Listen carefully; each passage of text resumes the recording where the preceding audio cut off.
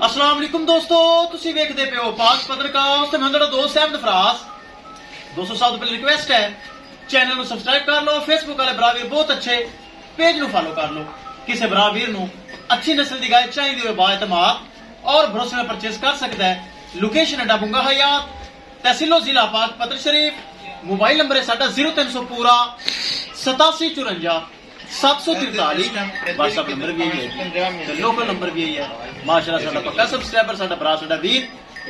Check करो माशाल्लाह, Jhungi breed की लगाई सी वीडियो, उस पहले बच्चे की लगाई सी अटक तो भाई साडे कोल माशाल्लाह बहुत अच्छे भाई हैं। उन्होंने माशाल्लाह दोनों गावां परचेज कर ली हैं। अल्लाह ताला मालिक दा नसीब करे। ये माशाल्लाह जा रहे हैं अटक गड्डी नंबर एक चीज करो क्लियर, तो दोवें गावां छड़ के अल्लाह दा नाम लेके करो लो ले चलो जी। अल्लाह ताला हाफिज नुमान अटक तो अल्लाह ताला नसीब करे। लो जी दोनों जानवर माशाल्लाह चेक करो, झुंगी ब्रीड की लगाई सी, दूसरी माशाल्लाह रही। दोनों गांवों परचेज कर लेंगे।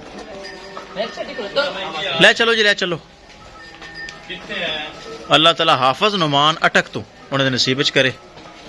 लो जी माशाल्लाह, अल्लाह ताला हाफिज नुमान साहब ने नसीब करें। हाफिज साहब खुश हो, राजी हो?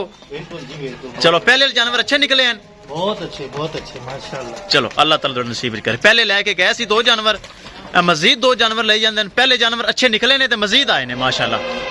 हाफिज नुमान अटक तो